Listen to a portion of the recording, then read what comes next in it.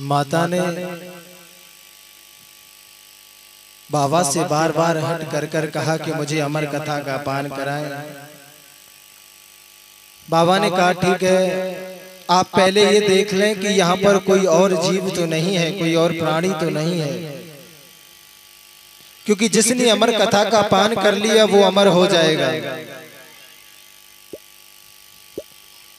माता ने जल्दबाजी में देखा कि वहां पर कोई नहीं है, बाबा से कहा कि कोई नहीं है, तो अमर कथा के लिए बैठ गए सुनाने।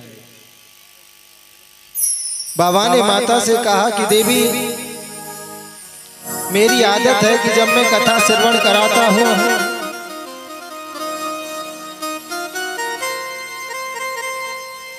तो आंखें बंद कर कर कथा सुनाता हूं, और मुझे ये कैसे पता चलेगा कि आप कथा सुन रही हैं या नहीं सुन रही।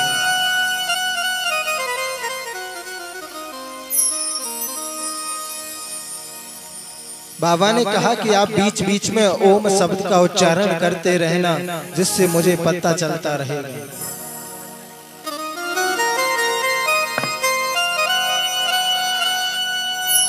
बाबा की जहां व्यासपीठ लगी है, उसी व्यासपीठ के पीछे वो सुखदेव स्वामी जिस सुख पक्षिणी के गर्भ से एक अंडे के रूप में प्रकट हुए थे, किसी हवा के झोंके के कारण वो अंडा वहां पर गिरकर फूट गया। जैसे ही प्रथम दिवस की कथा का प्रसंग सुना, वो अंडा जुड़ गया।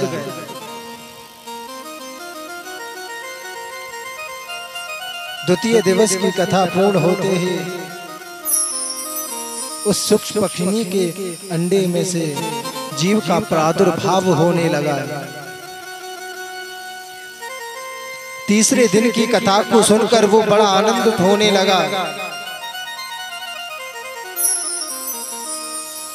जब चौथे दिन की कथा सुनी तो उस अंडे से उस सुख का प्राकट्य हुआ। उस अंडे को फोड़कर वो सुख निकला। इधर माता पार्वती को निद्रा आ गई और उन्होंने ओम का उच्चारण करना बंद कर दिया।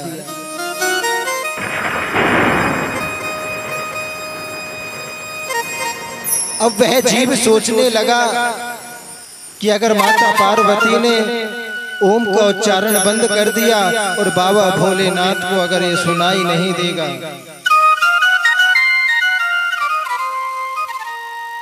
तो वो कथा सुनाना बंद कर देंगे। उस जीव को कथा में इतना आनंद आ रहा था कि वो नहीं चाहता कि कथा एक पल के लिए भी बंद हो। वो माता पार्वती की तरह ही बीच बीच में ओम शब्द का उच्चारण करने लगा।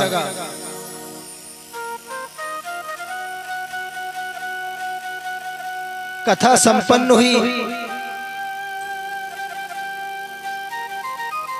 और कथा में जब भगवान शिव पार्वती माता को कृष्ण और उद्धव का संवाद सुना रहे थे, तब माता पार्वती की निद्रा टूटी और भगवान से कहने लगे कि भगवान आप बताइए क्या चल रहा था। बाबा ने कहा कि क्या चल रहा था, कथा तो संपूर्ण भी हो गई। मैया ने कहा कि मुझे जरा निद्रा आ गई थी, मैं सुन नहीं पाई।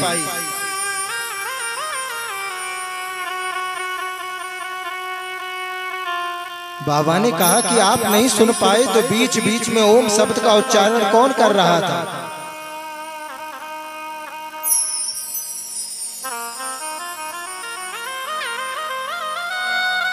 बाबा ने पीछे मुड़कर देखा कि वहां पर एक सुख बैठा हुआ है और जो कथा में बड़ा आनंदित हो रहा है, ओम शब्द का उच्चारण कर रहा था। बाबा ने उसे कथा का दोषी मानकर उसकी हत्या करनी चाहिए, उसे मारना चाहा। वो सुख बद्रीनाथ धाम की तरफ दौड़ा। बाबा भी अपना त्रिशूल लेकर उसके पीछे पीछे दौड़ने लगे।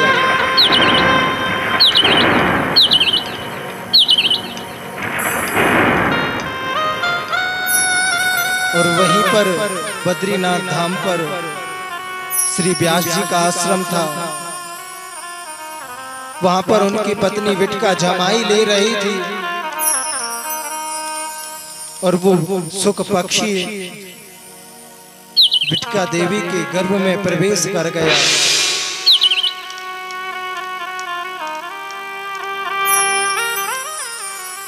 बाबा ने देखा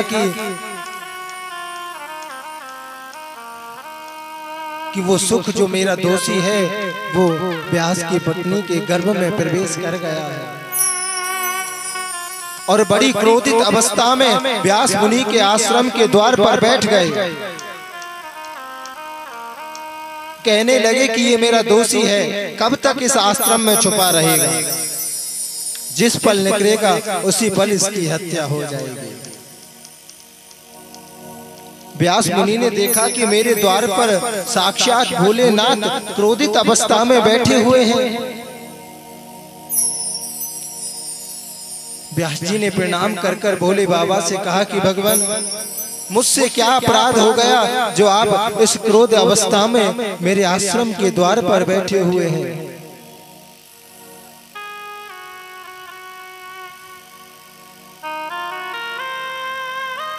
भोलेनाथ ने कहा कि व्यास, मेरा दोषी आपके आश्रम में छुपा हुआ है। कहा कि दोषी? कहा कि हाँ, मैंने पार्वती को अमर कथा का पान कराया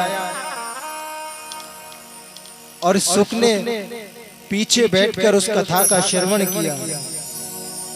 ये दोषी है, मैं इसकी हत्या कर कर जाऊंगा। भगवान ने, व्यास ने कहा कि भगवान, इसने कथा का ही तो रसपान किया है। भोलेनाथ कहते हैं कि व्यास जी, ये अगर सामने बैठकर कथा का रसपान करता तो दोषी नहीं होता। इसने मेरे पीछे बैठकर कथा का पान किया है, इसलिए ये दोषी है। कथा भी जब भी श्रवण करें तो सामने बैठकर श्रवण करें और कभी भी वक्ता से ऊपर बैठकर नहीं करें, क्योंकि ये भी एक दोष है। जब महाभारत के युद्ध में श्री कृष्ण भगवान ने अर्जुन को गीता का ज्ञान दिया था, तो उस गीता के ज्ञान को हनुमान जी महाराज ने भी सुना। युद्ध के अंतिम में जब अर्जुन को उपदेश दे रहे थे तो हनुमान जी ने प्रकट होकर कहा कि भगवान, मैंने भी गीता का पान किया है। भगवान ने कहा कैसे? कहा कि आपने ही तो मुझे अर्जुन के रथ के ऊपर ध्वजा में बैठा रखा है। मैंने वहीं बैठे बैठे आपकी गीता को सुना है। भगवान कृष्ण ने कहा कि हनुमंत, आप दोषी हैं, आपको दंड भुगतना पड़ेगा, क्योंकि आपने वक्ता से ऊपर बैठकर कथा को श्रवण किया है। आपका दोष यह है कि आप जन जन में इस कथा का प्रचार करें। आपके दोष का निवारण यही है। और भगवान हनुमान जहां भी कथा होती है वहां पर विराजमान होते हैं। व्यास जी ने भगवान को समझाया कि भगवान, वो दोषी जरूर है, मगर आप भूल रहे हैं, उसने अमर कथा का पान किया हुआ है।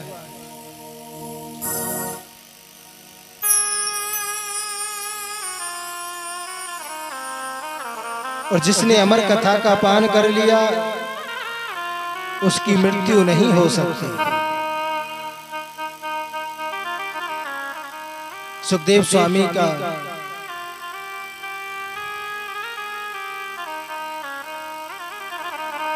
धीरे धीरे दिन गुजरते गए। बाबा वहां से चले गए। एक दिन व्यास जी की पत्नी ने व्यास जी से कहा कि भगवान, मुझे लगता है कि मेरे गर्भ में कोई महापुरुष है, क्योंकि जब वो उच्चारण करता है तो मुझे ऐसा लगता है कि मंत्रों की ध्वनि निकल रही हो, मंत्र उच्चारण हो रहे हो। व्यास जी ने कहा कि देवी, आपके गर्भ में कोई महापुरुष होगा। व्यास जी की पत्नी ने कहा कि ये निकलता क्यों नहीं है गर्भ से। व्यास जी ने कहा कि पुत्र, आप गर्भ से बाहर आओ, आपकी माता को पीड़ा होती है। 12 वर्ष हो गए हैं सुखदेव जी को गर्भ में रहते रहते। गर्भ में ही समाधि बनाकर भगवान का ध्यान कर रहे हैं। सुखदेव स्वामी एक ऐसे भगवान के भक्त हैं जो गर्भ से बाहर नहीं आना चाहते।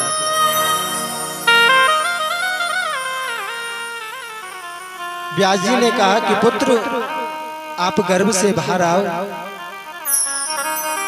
सुखदेव स्वामी ने कहा कि नहीं पिताजी, मुझे विष्णु की माया घेर लेगी, मैं गर्भ से बाहर नहीं आ सकता।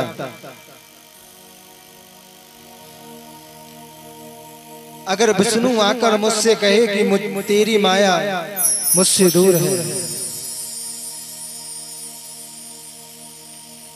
व्यास जी ने विष्णु भगवान को बुलाया और विष्णु भगवान ने आकर कहा कि पुत्र सुखदेव, आप गर्भ से बाहर आए, मैं आपको वचन देता हूं कि मेरी माया का आपके ऊपर प्रभाव नहीं होगा।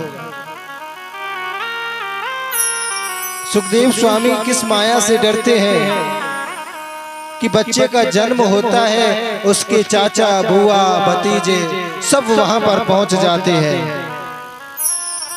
कोई कहता है कि मैं इसकी बुआ हूँ, कोई कहता है मैं इसका चाचा हूँ, कोई कहता है मैं ताऊ हूँ। ये जो माया है बच्चे को घेर लेती है। बच्चे को सोचने का अवसर ही प्राप्त नहीं होता कि मेरा जन्म किस लिए हुआ है।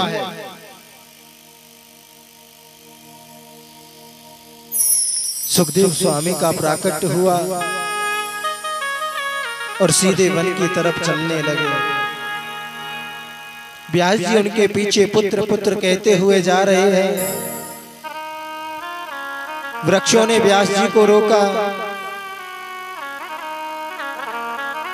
व्यास जी से कहने लगे कि व्यास जी, आप किस पुत्र के पीछे जा रहे हैं? ना जाने ये जीवन में कितनी बार आपका पुत्र बना है, कितनी बार आपका पिता बना है। आप किसको अपना पुत्र मानकर जा रहे हैं? व्यास जी ने वृक्षों से कहा कि तुम तो जड़ हो, तुम क्या जाने एक पुत्र की पीड़ा क्या होती है। वृक्षों ने बहुत सुंदर जवाब दिया कि व्यास जी, हमसे अधिक और कौन जान सकता है पुत्रों के वियोग का दर्द। हर ऋतु में हमारे ना जाने कितने पुत्र हमसे दूर हो जाते हैं। हर ऋतु में ना जाने हमारे कितने फल हमसे दूर हो जाते हैं। आपका तो एक ही पुत्र दूर हो रहा है, हमसे तो हमारे पुत्र हजारों छिन जाते हैं। तो हमसे अधिक कौन जानता होगा पुत्र का वियोग की पीड़ा क्या होती है। व्यास जी अपने पुत्र को लौटा कर नहीं ला सके। एक ऋषि ने प्रश्न किया कि सुखदेव सूत जी से कि सूत जी, ये व्यास जी कौन है, किसके पुत्र हैं और इन्होंने भागवत को क्यों लिखा। और हमने तो इनके पुत्र सुखदेव के बारे में सुना है, जिन्होंने जन्म लेते ही संन्यास धारण कर लिया।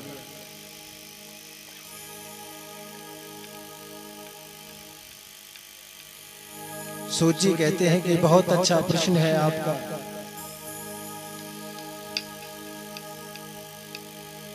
ब्रह्मा के, नारायण के पुत्र हैं ब्रह्मा, ब्रह्मा के पुत्र हैं वशिष्ठ, वशिष्ठ के हैं शक्ति, शक्ति के पुत्र हैं पाराशर, और पाराशर के ही पुत्र हैं श्री वेदक व्यास जी। सत्यवती के गर्भ से इनका अवतार हुआ। जब व्यास जी का जन्म हुआ, ये सीधे वन में जाकर भगवान की तपस्या करने लगे, भगवान का गान करने लगे, भगवान का भजन करने लगे।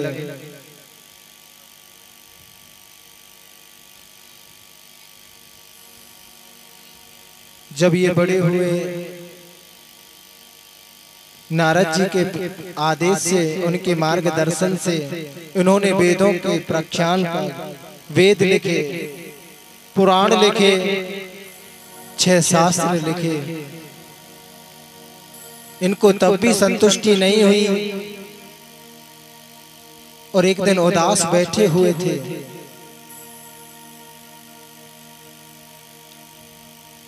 ब्रह्मा जी ने नारद जी से कहा कि जाओ व्यास जी को प्रेरणा दें श्रीमद् भागवत कथा लिखने की। ब्रह्मा जी के आदेश से नारद जी व्यास जी के पास आते हैं। नारद जी ने उनकी मन की बात को सुना कि आप उदास क्यों हैं। व्यास जी ने कहा कि मैंने विष्णु पुराण का निर्माण किया, विष्णु पुराण को लिखा, ब्रह्म पुराण को लिखा, मैंने 17 पुराण लिख दिए, मगर इंसान जीवन में पढ़ नहीं पाता, उनको सुन नहीं पाता। इंसान जगता है, नहाता है, धोता है, खाता है और अपने कार्य के लिए निकल जाता है। शाम को फिर घर आया, खा पी कर सो गया, फिर जगा। रोजाना नित्य क्रिया यही है इंसान की। मैं चाहता हूं कि इंसान को ऐसा कोई सरल माध्यम प्राप्त हो भगवान के दर्शन करने का, भगवान की कथा सुनने का। मैं ऐसा कौन से पुराण लिखूं, कौन सा ग्रंथ लिखूं। विष्णु पुराण पढ़ नहीं पाते, अग्नि पुराण लिखा, भविष्य पुराण लिखा। नारद जी ने कहा कि व्यास जी आप श्रीमद् भागवत कथा लिखें, श्रीमद् भागवत पुराण का निर्माण करें,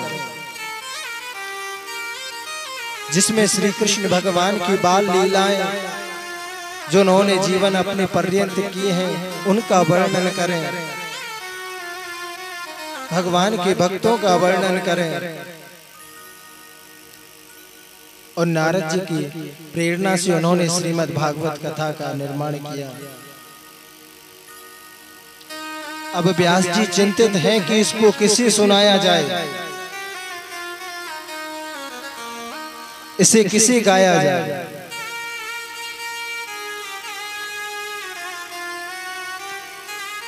नारद जी ने आकर फिर उनका मार्गदर्शन किया।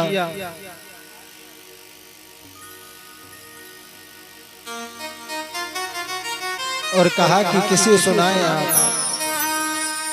व्यास जी कहते हैं कि अगर मैं संत दुर्वासा को सुनाऊं तो उन्होंने क्रोध को नहीं जीता, मैं अगर भृगु को सुनाऊं तो उन्होंने भी क्रोध को नहीं जीता, अगर ऋषि विश्वामित्र को सुनाऊं तो उन्होंने काम क्रोध दोनों को नहीं जीता। क्रोध में आकर उन्होंने वशिष्ठ ऋषि के 100 पुत्रों का वध कर दिया। मैं किसे सुनाऊं। नारद जी ने कहा कि आपके पुत्र जो सुखदेव हैं, उन्होंने काम को भी जीता है और क्रोध को भी जीता है।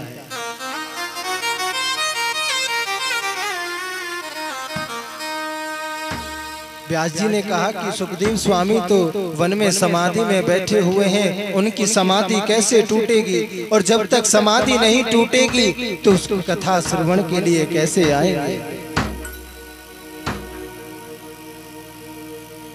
व्यास जी ने अपने दो शिष्यों को जहां पर सुखदेव स्वामी समाधि में बैठे हैं वहां पर भेजा और कहा कि पुत्रों, सुखदेव स्वामी के निकट जाकर भागवत के इन श्लोकों का गायन करें।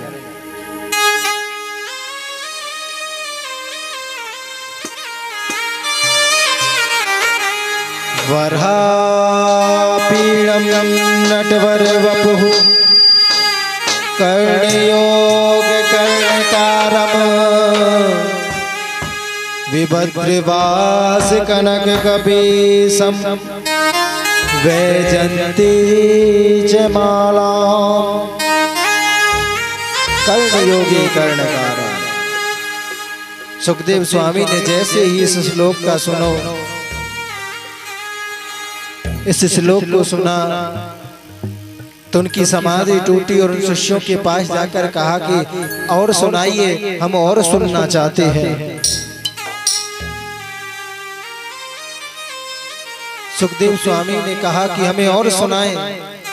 शिष्यों ने कहा कि हमारे पास सिर्फ एक ही श्लोक है, अगर आपको सुनना है तो आपके पिताजी के पास ऐसे 18,000 श्लोक है, आप उनके पास जाकर सुने। सुखदेव स्वामी फिर वापस समाधि में बैठ गए। शिष्यों ने आकर कहा, गुरुदेव, सुखदेव स्वामी की समाधि तो टूटी मगर वो वापस समाधि में बैठ गए। व्यास जी ने उनको दूसरा श्लोक दिया।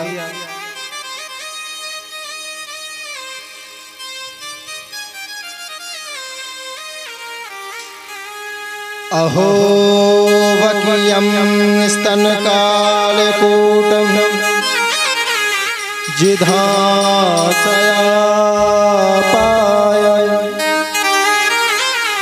यादाप्य साधुवीलेभे गति धातृचिता ततन्यो अयं किं वा दयालो शरणं ब्रजे। अहो वकीयं कालकूटं, जो पूतना भगवान को मारने के लिए कालकूट विष को लगाकर अपने स्तनों पर आई थी, उस पूतना को मेरे प्रभु ने उस मुक्ति का प्रदान किया, वो मुक्ति प्रदान की जो बाद में यशोदा मैया को मिलेगी। ऐसी करुणा को देखकर सुखदेव स्वामी पर रहा नहीं गया और सीधे जाकर पिताजी से कहने लगे, व्यास जी से कहने लगे कि पिताजी, मुझे भागवत कथा का रसोपान कराएं।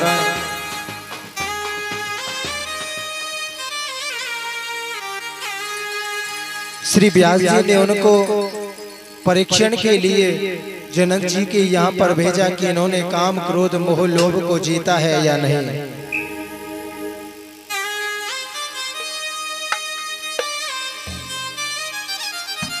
संतों की कृपा से हर कार्य जो असंभव होता है वो संभव हो जाता है।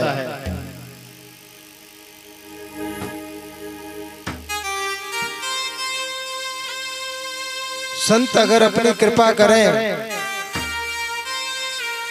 जड़ भी चेतन हो जाता है।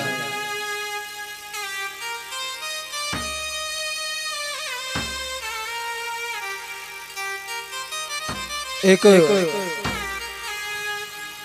ब्रज में कोई गांव था,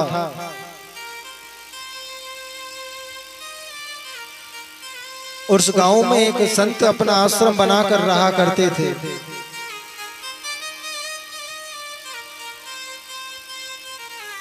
और वो रोज सुबह भिक्षा के लिए सिर्फ 5 घरों में जाया करते थे।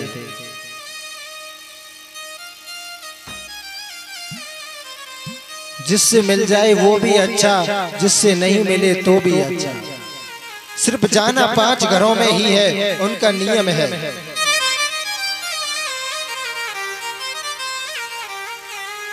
दरवाजे पर खड़े होकर राधे श्याम बोलते भिक्षाम देहि, तो जो भी उनको भिक्षा में मिलता वो ग्रहण कर कर ले आते। उस गांव में एक बुढ़िया मैया थी जो संतों से चिढ़ा करती थी, संतों को गाली दिया करती थी।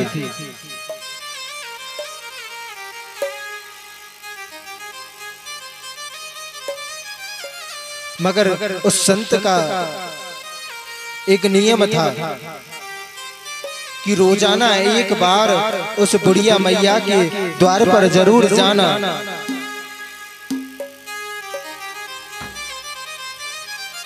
उस संत को पता था कि ये बुढ़िया मैया संतों से क्यों चिढ़ती है। जैसे ही बाबा उस मैया के द्वार पर भिक्षाम देहि कहते, अंदर से आवाज आती आ जाते हैं कहां से, डोंगी पाखंडी। उस संत के शिष्यों को बड़ा बुरा लगता। वो कहते गुरुदेव आप इस बूढ़ी मैया के द्वार पर मत आया करो, ये कुछ भिक्षा में देती तो नहीं है, गाली और देती है।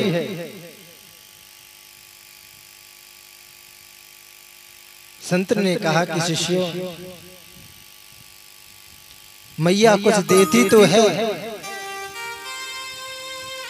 अच्छा नहीं देती तो गाली ही तो देती है, हम तो वही लेकर चले जाते हैं, हमारा क्या बिगड़ता है।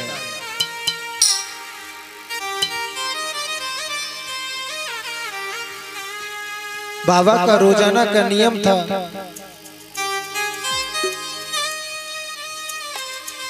एक दिन मैया चूल्हे पर पोता लगा रही थी। जब चूल्हे पर रोटी करते हैं, रोटी बनाने के बाद पोता लगाते हैं ना,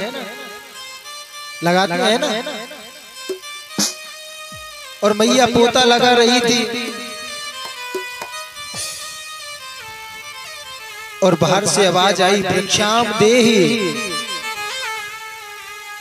मैया तो वैसे भी संतों से चिढ़ती थी और क्रोध आ गया और आप देखा ना ताब बाबा की तरफ वो पोता फेंक कर मारा।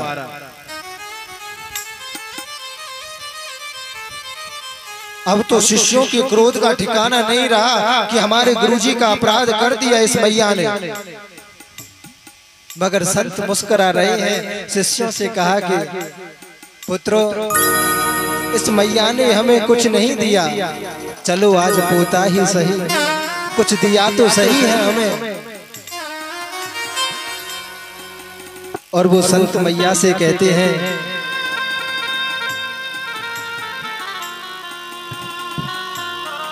कि मैया, जो तूने मुझे आज दिया है ना, इसका बदला भी मैं आज ही चुका कर जाऊंगा, क्योंकि तूने मुझे कुछ दिया है।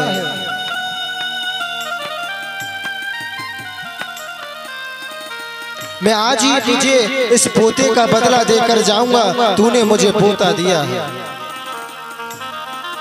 वो संत जानते हैं कि ये संतों से क्यों चिढ़ती है, क्योंकि 20 साल हो गए उसके पुत्र की शादी को, कोई संतान नहीं है उसको। वो अनेकों संतों के पास गई, कोई पुत्र रत्न की प्राप्ति नहीं हुई, तो संतों से चिढ़ने लगी।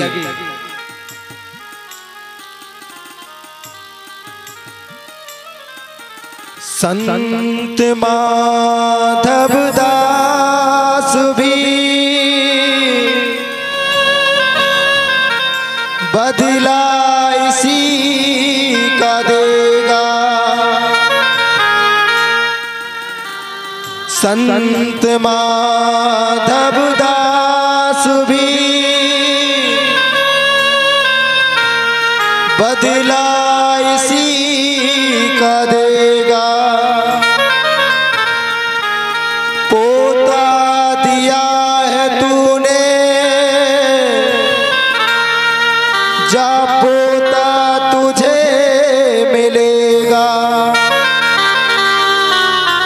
और बूढ़ी मैया से कहकर वो संत चले जाते हैं कि मैया तूने मुझ पर पोता फेंक कर मारा है, जा मैं तुझे भी वरदान देता हूँ, आशीर्वाद देता हूँ, तेरे घर भी पोता होगा।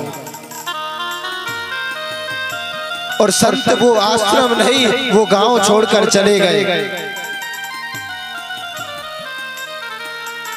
संत के जाने के बाद उस मैया को पता चला कि उसकी पुत्री, उसकी वधू के गर्भ में कोई गर्भ है, कोई बच्चा है।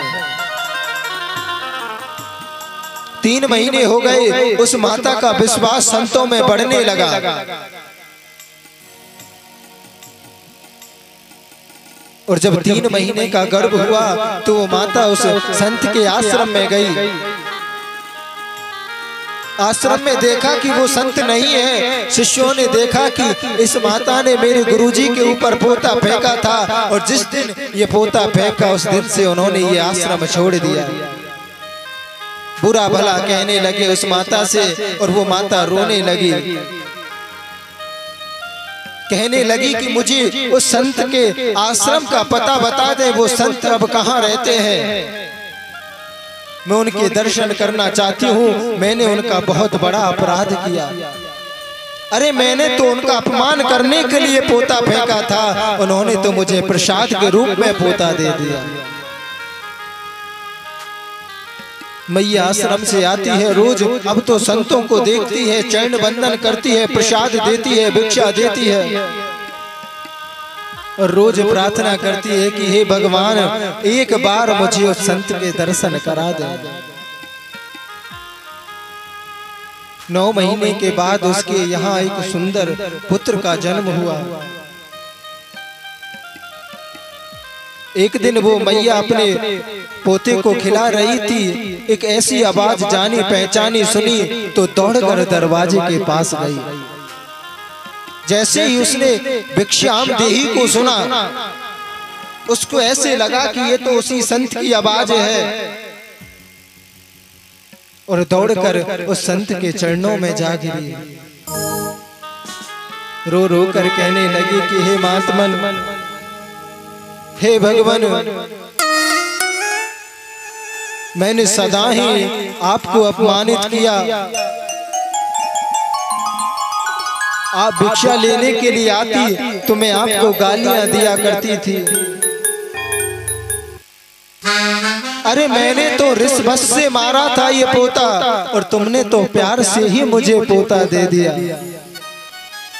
संत कहते हैं कि माता मैं भिक्षा लेने के लिए नहीं आया, अरे जो भगवान का प्रसाद दिया था ना मैंने तुझे, उसका दर्शन करने के लिए आया। और वो मैया कहती है संत से,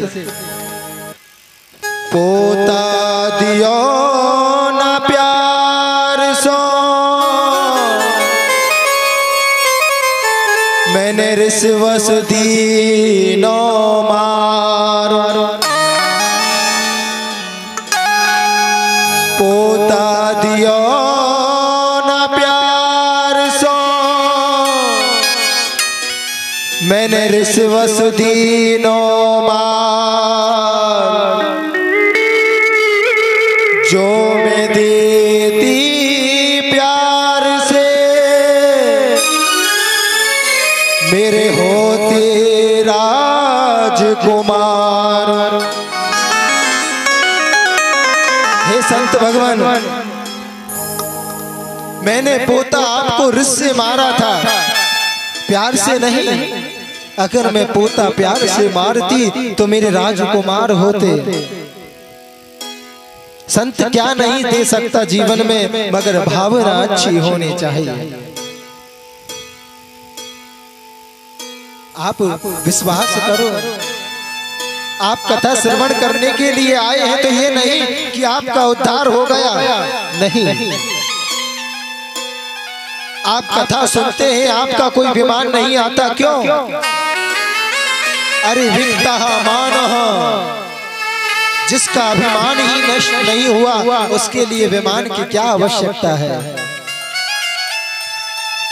अरे विमान तो उनके लिए आया करते हैं जिनका अभिमान नष्ट हो जाए, अहंकार मर जाए।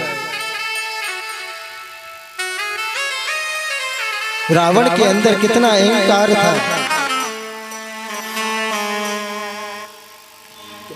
हमारे गुरुजी कहते हैं कि अहंकार से 3 चीज गई, धन वैभव और वंश। ना मानो तो देख लो रावण कौरव कंस। अहंकार हर चीज को खो देता है, धन को भी, वैभव को भी, वंश को भी। और जब अहंकार चला जाता है तभी मेरे प्रभु का नाम लिया जाता है। कंस ने अंतिम समय श्री कृष्ण शरणम ममा कहा था, और जब रावण का अंत हुआ तो श्री राम बोलकर भगवान से बैठता करो, अच्छी बात है, मगर रावण जैसी पावर होनी चाहिए भगवान से लड़ने के लिए। जो भगवान को धरती पर बुला ले आपकी मृत्यु करने के लिए। आप में है ऐसी पावर। रावण में पावर था, दम था शक्तियों की।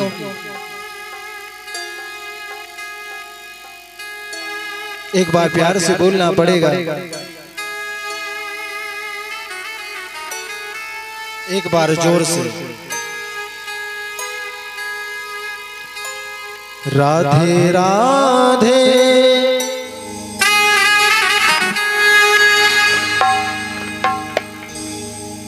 राधे कहने की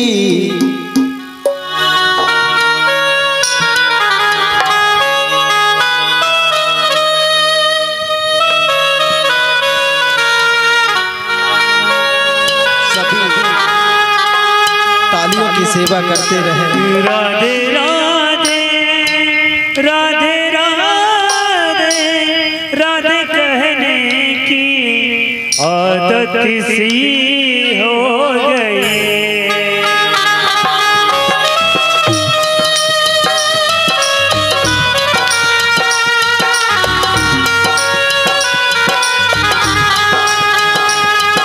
राधे राधे राधे राधे राधे राधे कहने की आदत सी हो गई है।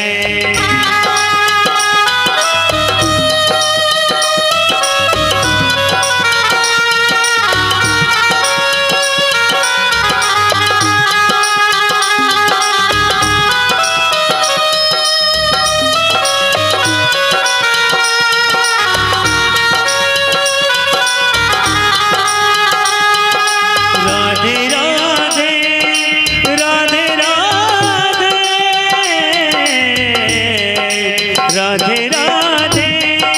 राधे कहने की आदत सी हो गई है।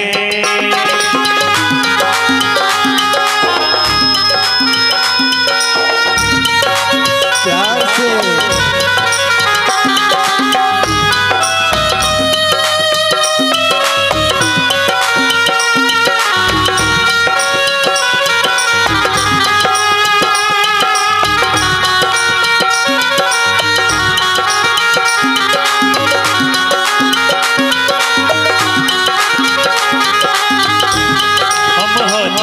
के कहते हैं हम हो गए राधा रानी के। हम हाथ उठा के कहते हैं हम हो गए राधा रानी के। वृंदावन की महारानी के हम हाथ उठा कर कहते हैं हम हो गए राधा रानी के।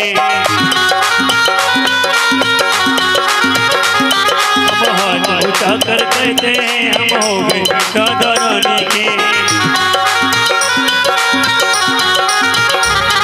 ऐसे काम नहीं चलेगा। नींद में नहीं हो आप, भगवान की कथा में हो। जब भगवान की कथा में हो तो संसार को भूल जाओ। कोई क्या कहेगा, क्यों कहेगा, कैसे कहेगा, सबको भूल जाओ। अगर कोई यहाँ है तो हम हैं और गोविंद है।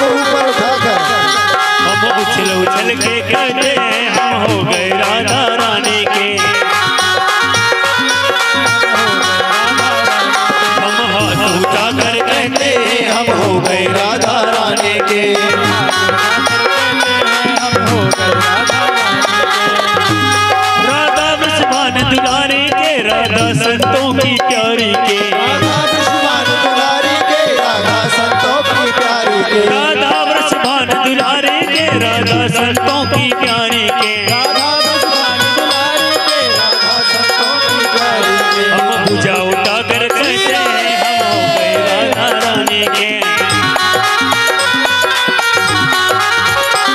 हम भुजा उठा कर कहते हैं हम हो गए राधा रानी के,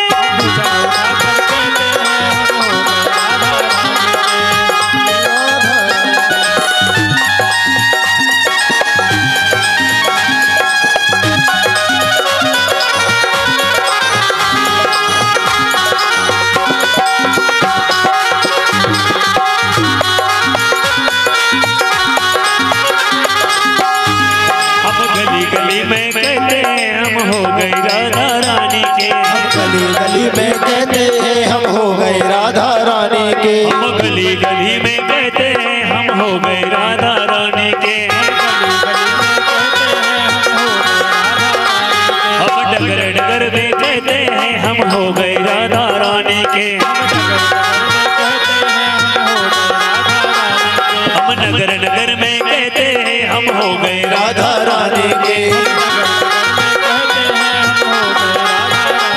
हम हाथ उठा कर कहते हैं हम हो गए राधा रानी के, हाथ उठाकर कहते हैं हम हो गए।